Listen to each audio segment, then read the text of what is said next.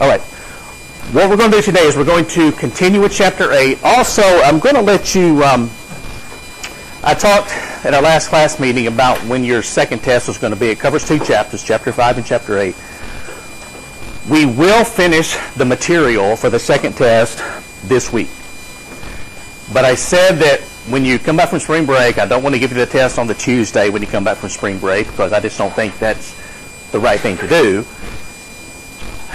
You could have the test Thursday when you come back, or some of you said you already had some tests, and so you might want to push it back to the following Tuesday. Okay, so that's not the Tuesday you come back from spring break, but the Tuesday after that. Now again, the thing to keep in mind is I don't want to push too far out because probably one of those days we will spend reviewing for the test. If you decide to push it back until the Tuesday of the week after you come back from, well, what are those, like, just give me the dates, that's easier. Okay, and what's the Thursday? I guess that's the 1st or the 31st, okay. All right, so the 31st is the Thursday, the 5th is the Tuesday. So those will really be your 2 options. So kind of be thinking about that. Talking to your friends, thinking about other tests that you might have, and what we can do is we can, towards the end of class today, we can vote on that so that you can decide when you're going to have the second test, and we'll know how to proceed from there. Does that sound fair enough?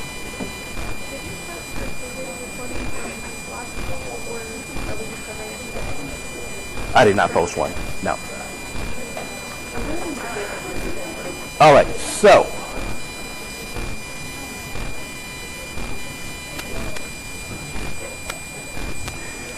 I also wanted to point out one thing to you. I've had some students, and they've, I think this is where we left off.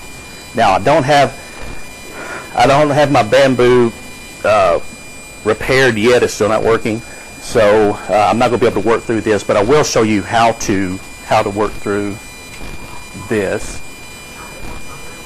The what? Well, people online can't see it though. So I'm trying to be fair to everybody, okay? But what I will do is I will get it. If you can see that a little better, yeah. These are the calculations. So you can, if you want to work through it, you can follow the formula that I used for asset A in our example. Remember, this example we had 2 assets, asset A and asset B. And this is the calculation of this. If you go back, this is our formula that we used. These are the numbers that we're using, the probabilities and the returns. And so if you work your way through asset B, what you're going to find is that the standard deviation is 5.66%. And if we compare this to the standard deviation for asset A, which was 1.41%, we're measuring risk. And so we can say that the risk of asset A is less than the risk of asset B because it has a lower standard deviation and they have the same expected returns. Remember we said that if you're comparing assets with the same expected returns, we can use standard deviation. The larger the standard deviation, the larger the risk. And so that's what we have here. Now, in your statistics class, you probably talked about something called a normal probability distribution or a bell-shaped curve. And you discussed the possibility of an outcome falling within plus or minus 1 standard deviation, plus or minus 2 standard deviations, and plus or minus 3 standard deviations. Everybody remember that? Somewhat? And so probably what you should have learned is there was a 68% chance that an outcome will fall within plus or minus 1 standard deviation, 95% chance plus or minus 2, and 99% plus or minus 3 standard deviation. And so what we can do is we can use that information, which this is what we just said, we can use that information to calculate what's going to happen with our stocks. And let's go back to asset A, which is here. Now, keep in mind that the expected return for asset A is said that is 15%. That is found here. Okay, so this is asset A. This is our expected return. We expect to earn 15% when we invest in asset A. but it has a standard deviation of 1.41%. And so we can use the information found here. And if we take the 15% expected return for asset A and add the standard deviation of 1.41%, that comes out to 16.41%. And if we subtract the standard deviation from our expected return, 15 minus 1.41, that comes out to 13.59%. So what we can say is, based on this information, there is a 68% probability that if we invest in stock A, our expected return is going to fall within 13.59% positive and 16.41% positive. And it's not really technically correct, but we can think of that as a confidence interval. You probably talked about confidence intervals in your stat class. Now, we could take that and simply multiply the standard deviation by 2. So if we take the 1.41 multiplied by 2, that's 2.82%. And then we could add and subtract that from the expected return to come up with a 95% interval, confidence interval, and then 3 standard deviations, 99%. So this is essentially, when we go through all of these calculations of standard deviation and we come up with these numbers, this is what the numbers mean. This is how it helps us, at least in this case, to calculate the expected return and what probability do we think we're going to fall into based on the risk of the investment. And again, investment B, you'll notice it had a larger standard deviation, so if we add or subtract plus or minus 1, 2, or 3 standard deviations, the possible returns are going to be larger for asset B than asset A. And so that's basically what this talks about. Now, the second way to measure risk. This is a lot easier. The problem is you first have to calculate standard deviation, but this is called the coefficient of variation, or the CV. And it says this is a relative measure of risk. And so what we're doing is we're using this when we compare the risk of assets with different expected returns. Now again, go back to standard deviation. We said that's useful for comparing the risk of assets with the same expected return. The problem is we're very rarely going to have 2 possible investments with the same expected return. So this allows us to standardize our measurements and compare apples with apples.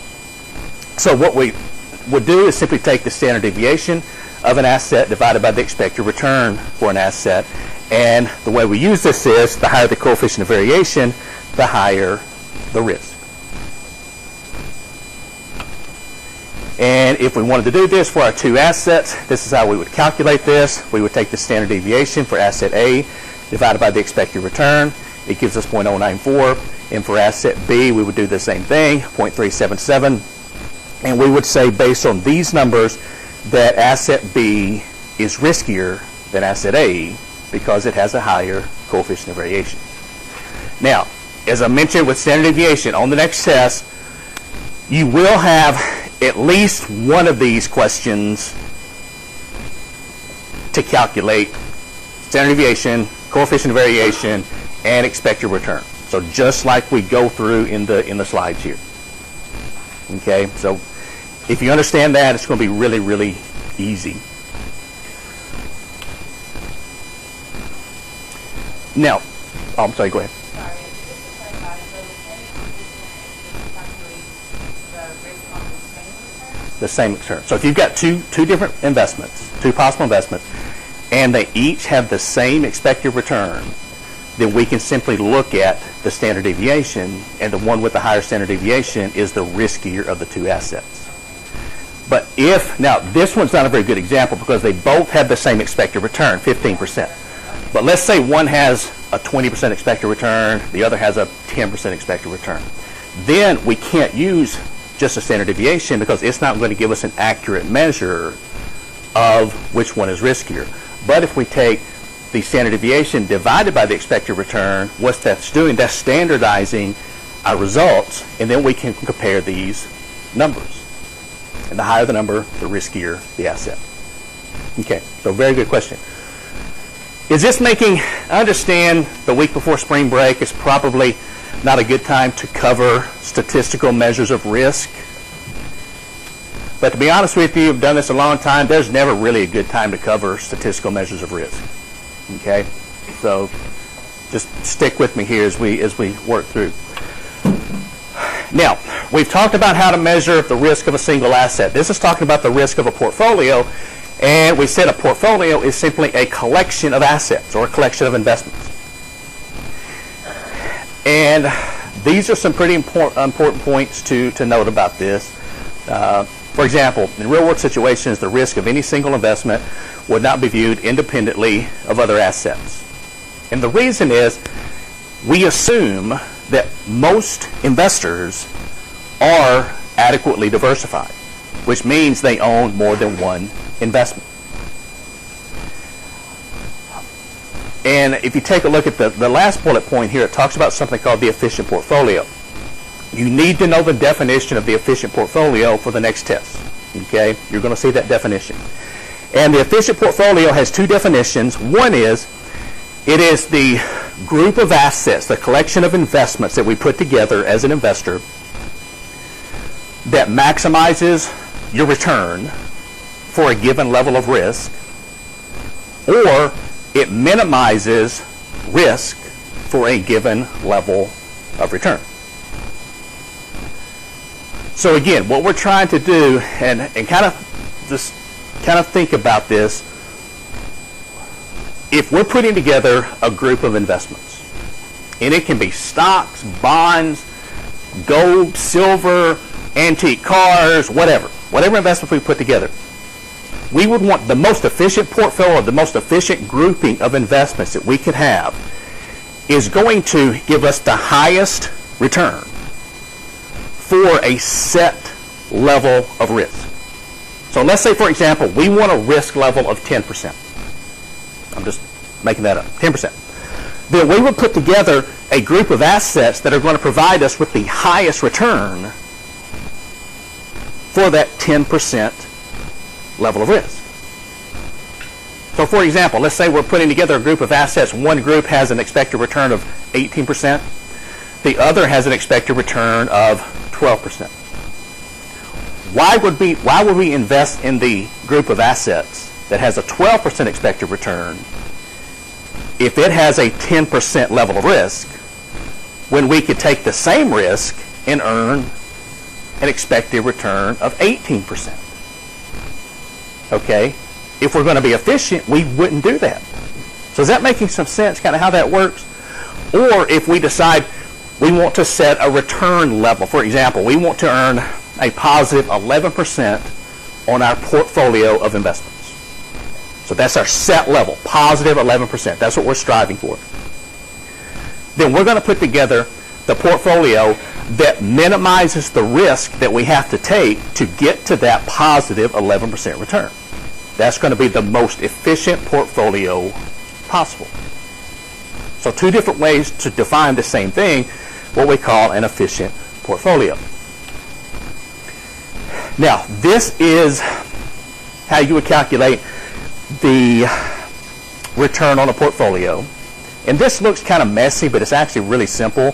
What this is a weighted average. And so this says that the return of a portfolio is equal to, the W here stands for the weight, the percentage weight that an asset makes up of the entire portfolio. So the percentage weight of asset 1 times the return of asset 1 plus the weight of asset 2 times the return of asset 2 plus, and we'll just do this for as many assets as we have in our portfolio. Now, to show you an example of this, I've just put together a simple 3-stock portfolio. So let's say that this is our investment portfolio.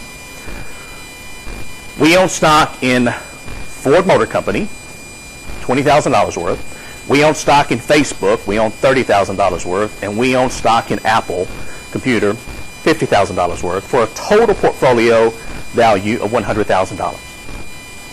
Now, occasionally you're simply given the W's, the weights in the formula here. The problem will simply say that, stock 1 makes up a certain percent, stock 2 makes up. But sometimes you have to calculate that. So to calculate that, the formula is simply going to be the weight of the asset, the dollar value of the asset divided by the overall value of the portfolio, and that's going to give you your weight. So for example, if we take Ford, if we take the dollar value of the stock, $20,000, divided by the overall portfolio value of $100,000, that's going to give us a weight of 0.2 or 20%. So Ford makes up 20% of our portfolio. For Facebook, 30,000 divided by 100,000 equals a 30% weight. And Apple, 50,000 divided by 100,000 equals a 50% weight. Keeping in mind that when we add these together, they must equal 100%. If they don't, then you've made a mistake somewhere. And then these are the expected returns for these stocks. And again, you have to be given this information. Okay? So our formula simply says multiply the weight by the stock for each asset in your portfolio. So we're simply going to take the 20% of weight of Ford times its expected return of 10%, which is here, plus the 30% weight times the 25% expected return, plus the 50% weight times the 15% expected return for Apple. So we go through, we do our math, we add these together, which is what our formula says to do, and our expected return on our portfolio is going to be a positive 0.17 or a positive 17%. Now, in looking at this portfolio and looking at the return of the individual stocks versus the return of the portfolio, why is our return of 17%, why is it considered, or how should I put this?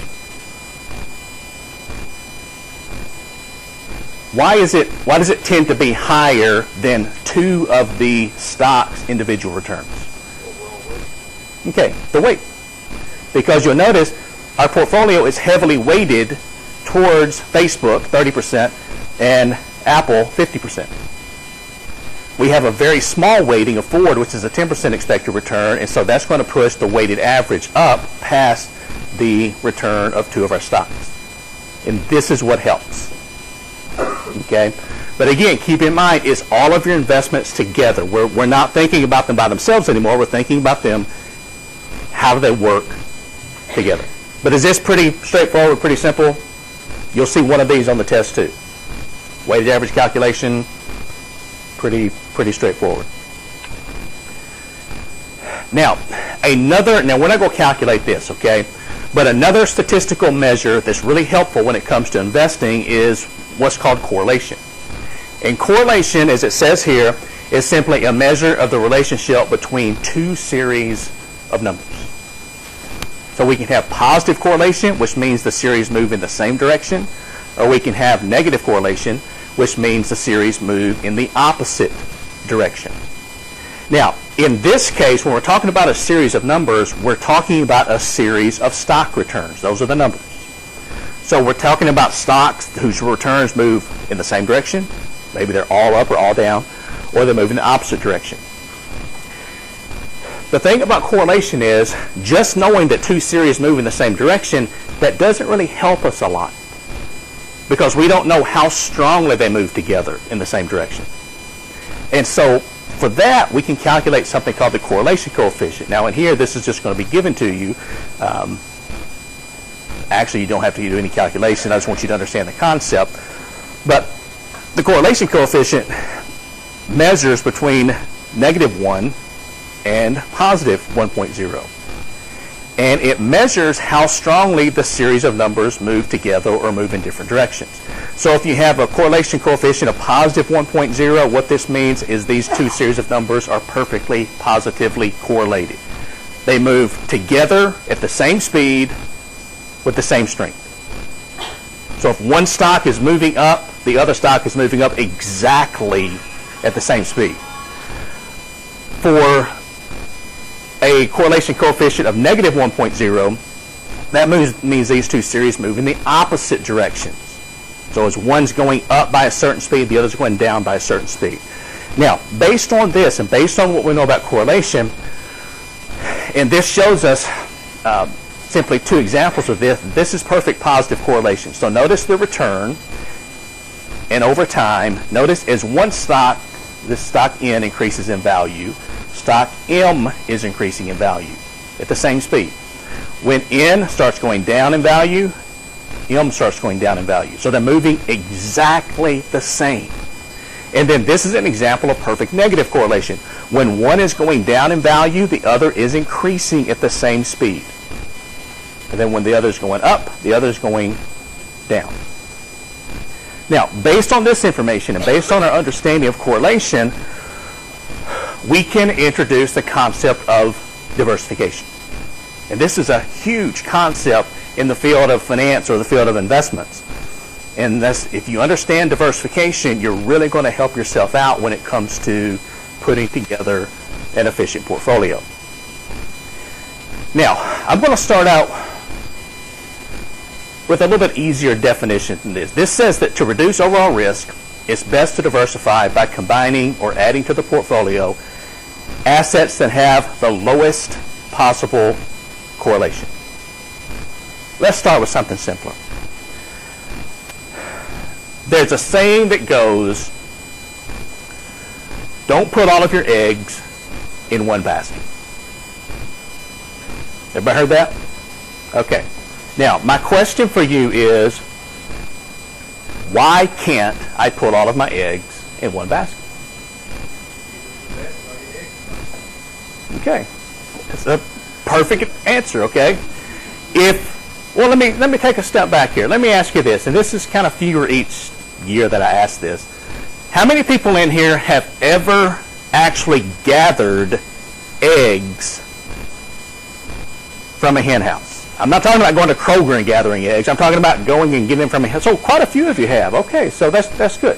And so you know that, you go into the hen house, you've got the nest, you reach into the nest, you've got your eggs there, and let's say you put them all in a bowl or a basket, and you're walking back to the house, you trip and fall.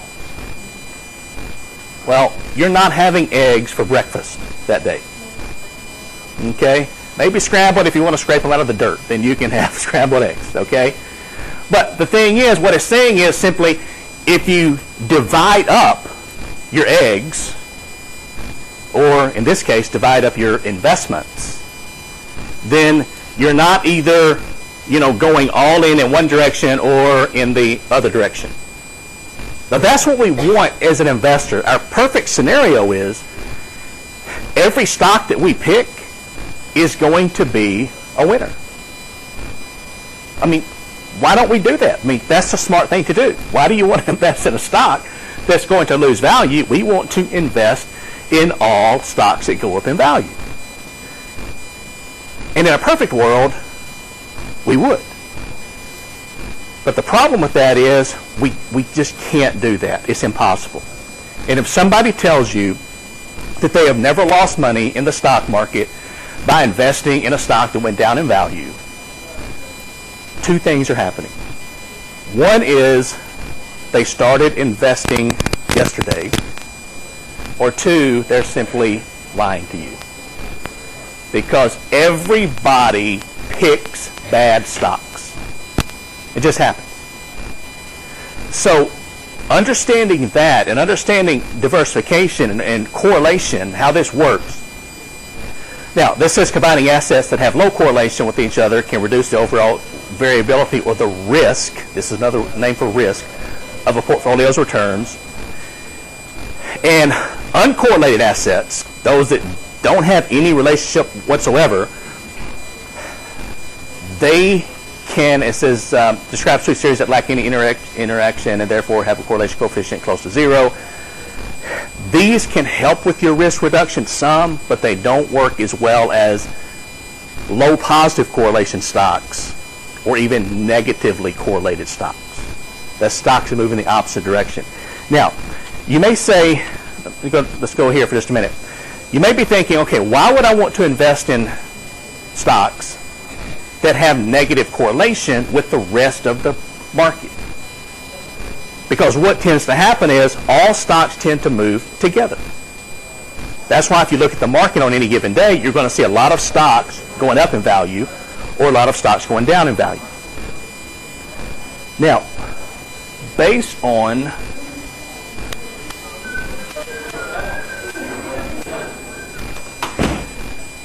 that, if we take a look at this graph,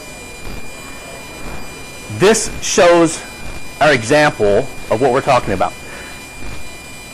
Our first possibility, let's say we've got some money to invest, and we decide to invest all of our money in asset F, stock F, whatever it might be. Notice that our return, now our R with the line over here, the R bar, this horizontal line is our expected return. This is what we think we're going to earn by investing in asset F. But notice, and let's say that each of these is a year, okay? So the first year, we thought we were going to earn this on the horizontal line, but look what happened. We earned more than this. And the difference between what we earned and what we thought we were going to earn is called what? It is a gain, okay? What's the first definition we looked at in this chapter? Risk and return chapter. It's risk. We said risk is the difference between what we think we're going to earn and what we actually earn. So this difference is what we call risk. Now, the second year, we thought we were going to earn this. We earned less than we thought we were going to earn. And the difference is called risk. Now again, this is typically how we think about risk, is earning less than we expected. But as I mentioned the last time we met, risk is actually earning more than we expected too. It's simply the difference between what we think we're going to earn and what we actually earn. Now, take a look at asset G. What if we invested all of our money just in asset G? You'll notice the first year we earned less than we thought. The second year we earned more than we thought. But what if we take a look at these two and we notice that these move almost exactly the opposite, and it's perfectly opposite. So we could say that these have perfect negative correlation. What happens if we decide to split up our investment and invest half of our money in F, half of our money in stock G? What's going to happen? Well, conventional thinking is, why would we want to invest in G? Because when F is going up in value, G is going down. Why would we want to do that? Well, notice what happens if we invest our money in 50% of each. Our expected return doesn't change. We expect to earn the same amount of money. But take a look at what happens to our risk level. The expected return stays the same, but our risk level, and actually they draw this a little off of the line a little bit just to show you this, but actually it's going to be pretty much right on this expected return line. So what's happening is we're essentially eliminating risk with our investments, and we have the same expected return. So this goes back to a definition of an efficient portfolio. This kind of making some sense here? Let me give you another example of this, okay? And I'll give you a baseball example.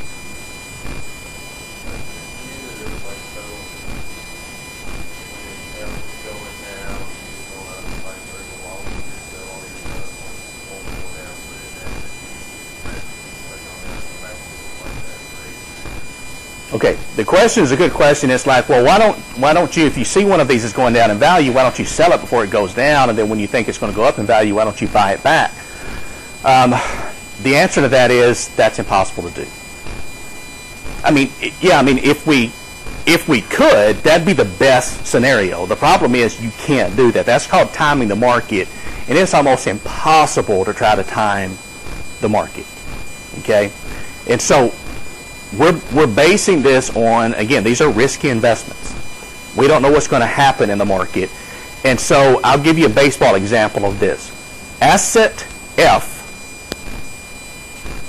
this is kind of like a home run hitter. The first year, this is a home run year. We made a lot higher return than we expected. Things are really good. But home run hitters also do what fairly often? They strike out. Notice the second year. This is a strikeout year. So it's kind of all or nothing. And if we can always hit home runs, I mean, again, that's what we want, okay? We always want to hit those home runs. The problem is it's not going to happen. And if you can, if you're an investor and you always pick winners, you need to just keep on investing, okay? Don't tell anybody about it, because what happens is if you find some anomaly within the market that allows you to always pick successful stocks, as soon as you tell somebody about it, they're going to take advantage of it, they're going to tell people, and that anomaly is going to disappear. So if you know something about the stock market that everybody else doesn't, that helps you pick successful home run stocks time after time after time, keep it to yourself. Or you can tell me, okay? But that's it. And that kind of takes me to another topic really quickly. Any of you who are interested in investing, you'll see a lot of times people selling investment secrets. That's what they call them. Investment secrets, investment strategies, stock picking tips. They'll have a seminar, pay $299 to attend my weekend seminar on how to pick stocks successfully. Well, let's think about this for just a minute. If someone has the secret to picking successful stocks time after time after time after time, why are they spending their weekends discussing this with you for $299? Why aren't they on their own personal island somewhere that they purchased with the billions of dollars they've made in the stock market, instead of spending the weekend at a Hampton Inn in a conference room teaching you how to pick stocks? Okay, that's something to think about. Because what that means is simply, they might give you some basic information. They're not going to tell you how to pick successful stocks time after time. It's not going to happen. So in this case, again, this is a strikeout year for Asset G. This is a home run year. What we see here, and continue with our baseball example, what we want to do as an investor is we want to be sort of a singles hitter. We just want to make contact with the ball, slap the ball all around the field, get on base time after time after time. In other words, we want that nice, positive investment return year after year after year. You're not going to earn as much as you can at the same time, but you're not going to lose as much either. That's exactly right. Because what we want to see is, we want to see a nice, steady increase in our return on our portfolio. So we talked in Chapter 5 about, a 7% return per year, 8%, 9%. If we could average that every year, you saw the numbers that are possible in Chapter 5 when we talked about time value of money. What we want to stay away from are the big loss years, those negative 50% returns on your portfolio. Because if you think about it, and actually we'll use the chalkboard really quickly for this example. If you think about it, let's say, for example, that you have you start out with $100. I'm going to use some really nice, easy numbers to work with. So $100. You invest this, and you really make a bad choice. And your return on your investment during the first year is a negative 50%. What that means is your $100 drops down to $50 after the first year. What percentage return do you have to earn from here on out on your investment just to get back to where you started?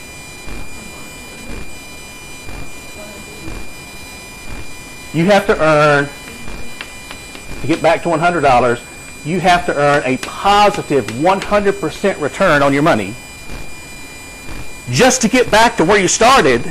And when you get back to $100, how much have you made overall? Nothing. And to come up with a positive 100% return, it could take 3 years, 4 years, 5 years, 6 years, 7 years, 8, 9 years. And that's just to recover from one huge loss. So that's why we want to stay away from those big loss years through adequately diversifying our portfolio. And again, if we had those big positive years every year, that's great. But it's not going to happen. So this is what we're trying to stay away from, are these big losses. Does that make sense, kind of how we're using some of these statistical measures of risk, correlation, diversification to help us with our investing process? Is it making some sense? And this is in your book. This is an example using some numbers. We've got 3 possible investments here, X, Y, and Z. You'll notice X and Z move exactly the same. So when one's going up in value each year, the other's going up in value by the same amount. Notice that X and Y move exactly the opposite direction. When one is increasing in value through the years, the other is decreasing in value. Now, here's 2 different portfolios. If we invest half our money in X and half in Y, these 2 that move in the opposite direction, notice what happens to our expected return. It stays the same as if we had invested our money in each stock by themselves. But take a look at what happens to the standard deviation, or the level of risk. It goes from 3.16% for each stock by itself to 0. No risk. And again, that's what we're trying to accomplish. Now, if we invested half of our money in X and half in Z, these move in the same direction. You could say, well, I'm diversified because I've got half of my money in one stock, half of my money in another stock. But take a look at what happens. The expected return doesn't change, but what happens to the risk level compared to the individual stocks? It doesn't change. There's no benefit from diversification. Now, one place that this, and let me just kind of point this out to you as investors, one place that this could occur that you have to be really careful is with certain types of mutual funds. Now, mutual funds are simply companies that invest in various stocks, bonds, real estate, precious metals, whatever. There's hundreds and hundreds and hundreds of different mutual funds. And a lot of people will say that if you invest in a mutual fund, you are diversified. That allows the small investor to diversify. And that's true for the most part. But there are certain types of mutual funds. There are very specific mutual funds. And one type is what's called an industry fund.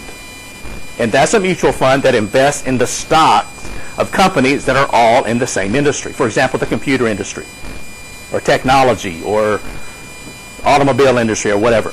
And what tends to happen is stocks in one industry tend to move together with a very, very high correlation coefficient. And so if you invest, let's say, for example, you take all of your money and you invest it in a technology-based mutual fund. Are you adequately diversified? No. Because what's going to happen is if the technology sector is increasing in value, you're going to do great. But if the technology sector is decreasing in value, you're not going to do so well. Would that be like the same so you have different sectors of technology? So would you be fairly diversified if you went to like medical technology versus like computer technology? Like would that give you enough diversification, or is it like It would give you, that's a good question. It would give you more diversification. And it depends on really how specific your mutual fund is. Okay, so for example, let's say you've got a biotech fund. If it invests just in biotech companies, then, I mean, you're taking a lot of risk because, again, if the biotech industry takes off, you're going to do great.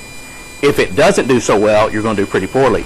And so you could say, okay, well, I'm going to diversify more. I'm going to invest in just a general tech fund that invests in different types of technology. And again, there's going to be a little difference in movement, but to be adequately diversified with a mutual fund, you should look for a fund that invests across various sectors of the economy.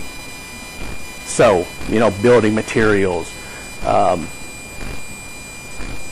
technology, financial institutions. I mean, lots of different types of industries, because what's going to happen is some of those are going to be going up in value, some are going to be going down in value, and that allows you to take advantage of what we see on the screen, which is putting together the most efficient portfolio possible. Now, you're not going to find stocks, well, let me take that back. You're very rarely going to find stocks that move negative to other stocks. It's just tough to do.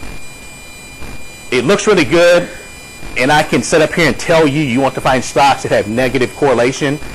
The problem is there are not many stocks that have negative correlation with the rest of the stock market.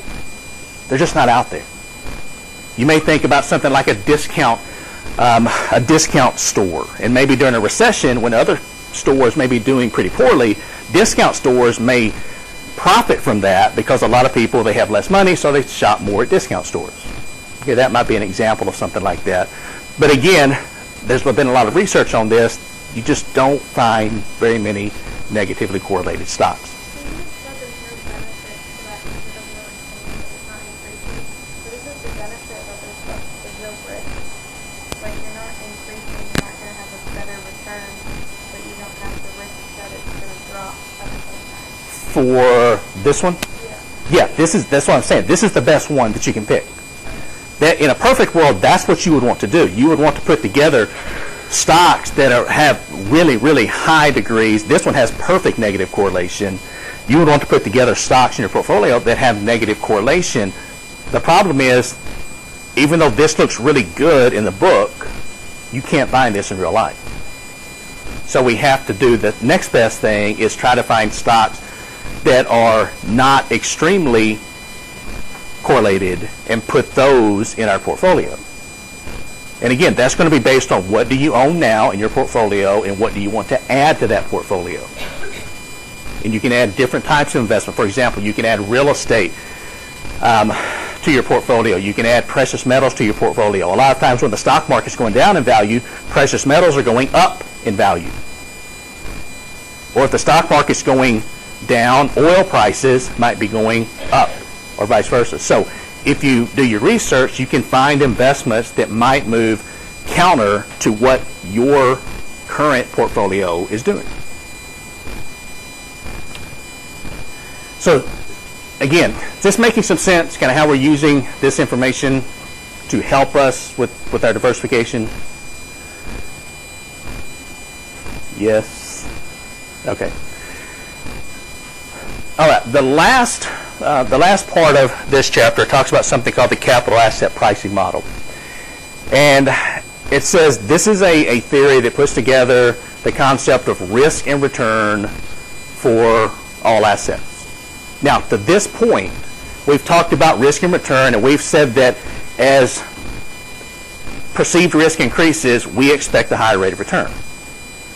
If perceived risk goes down, we expect a lower rate of return. The problem is we haven't put a number with a risk level. We've simply said if we take more risk, we want a higher return. Well, how much higher? What number should we expect if we take more risk? How much more return should we expect? And so the capital asset pricing model, or the CAPM, when it was discovered, even though it's going to look pretty simple to you, this was a really big discovery in the world of finance, because this allowed us to put a number, a percentage return, with a risk level. And up to this point, we haven't been able to do that. Now, the capital asset pricing model, in terms of how realistic is it, it's a good starting point. It's not a perfect model, and it's not going to solve all of your investment problems. But it does at least give us a starting point.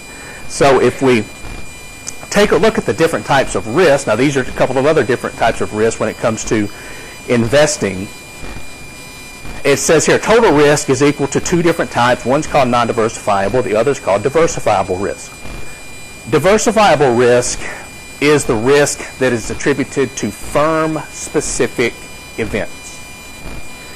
So, examples of this, of diversifiable risk, would be something like a labor strike.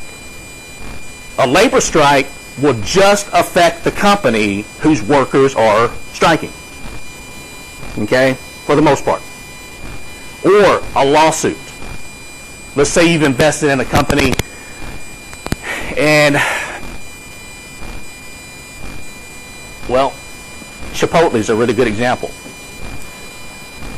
If you've watched the news recently, you know that Chipotle went through a time where they had the E. coli outbreak in some of their stores. Not all their stores, but some of their stores. People got sick. Lots of people got sick. And the stock was just pummeled. I mean, it was knocked down about 40% from its previous level because of the E. coli outbreak. And then it took a while to kind of get that under control, but then Chipotle came out and said, look, we have new procedures in place. We have sterilized everything in our stores. We've shut down for a day so that we could train our employees. We've brought in specialists. This is not going to happen again. Well, guess what? It happened again this week. About 3 weeks after all of that, they shut down for training all this. And so guess what happened to Chipotle's stock this week? It's been hammered again. It was starting to kind of make a comeback a little bit, and it's been hammered again because of this, because what the investing public thinks is, they don't have control of this problem. And if you've got people getting sick or possibly even dying when they eat at your restaurant, first of all, that's not really good for sales. But secondly, that's not good in terms of lawsuits, because these people, we live in a litigious society, these people are going to sue your restaurant. And they're probably going to make a lot of money off of this. Now, that just affects Chipotle stock. So what this is saying is, if we diversify enough, if we buy enough stocks, we can essentially do away with diversifiable risk. So if we buy Chipotle, and then we jump outside the food industry and we go to Ford Motor Company, then we go to the technology sector and we buy some Apple stock, and then we jump into the building materials sector and we buy some Lowe's or Home Depot. We can buy different stocks in different sectors that if something happens to one of those companies, that's bad, but it doesn't completely eliminate our investments because we have diversified. If you take all of your money and invest it in one stock, if something happens to that company, you've lost all of your money. Now, the other type is what's called non-diversifiable risk. And that's the portion of a company's risk that can be attributed to overall market factors or basically to the economy in general. And so things like a war, a recession, those types of things, they affect all companies. It's hard to get away from that. And so as an investor, we can diversify and basically get rid of this risk completely, diversifiable risk. We cannot get away from this risk, non-diversifiable risk. This is also called systematic risk because it's related to the economic system. And so when we're talking about risk and return, an increase in perceived risk should be associated with an increase in expected return. We're talking about an increase in non-diversifiable risk because we're assuming that investors, one of the assumptions of the capital asset pricing model is investors are adequately diversified. Is that true in every case? No, it's not. But that's one of the assumptions of our model, is that investors will be diversified. And so this shows what happens as an investor buys more and more stocks. Now, these are the different company stocks that an investor might own. So if they own stock in one company versus stock in 5 different companies, 10, 15, 20, etc. Now, notice our blue line here, I guess that's blue. This is, okay, it looks a lot better here. This is our diversifiable risk. And notice that as we buy stock in more companies, the diversifiable risk decreases. Our horizontal line here is our non-diversifiable risk. As we buy stock in more companies, notice the non-diversifiable risk doesn't change. And so what we're wanting to do as investors, this one shows us that if we invest in approximately 25 different companies, we can essentially do away with diversifiable risk, and we're left with non-diversifiable risk, which is our area from here to here. Okay, so this is what we're contending with as investors, what we should be contending with. And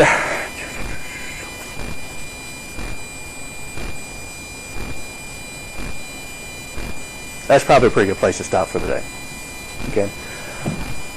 All right. Now we've got a little bit left to cover. About a class period left in chapter 8, and we'll be finished. We'll finish that on Thursday. Now let's go ahead and vote on when you want to have your second test. You've got two choices. One choice is Thursday the 31st. So that's the Thursday after you come back from spring break. The second choice is Tuesday, April 5th. Okay, so Thursday the 31st or Tuesday, April 5th. It doesn't matter to me, okay? So I'm going to leave it up to you in the voting process. So okay, if you have the test Thursday, we will review on the Tuesday when you come back from spring break. If you choose to have the test on April 5th, we will probably review the Thursday or we'll review one of those 2 days when you come back from spring break. The other day will be spent starting on new material. Okay? Chapter 5 and Chapter 8. So just 2 chapters. Although they're 2 pretty big chapters. Okay? Chapter 5, time value of money, financial calculator, and then Chapter 8 is the risk and return chapter that we'll finish up on this Thursday. All right, so how many people, if you would, raise your hand. You can only vote one time. On Super Tuesday, this is kind of American, voting on stuff like this. All right, so how many people vote to have the test on Thursday, March 31st? Raise your hand. Wow, okay.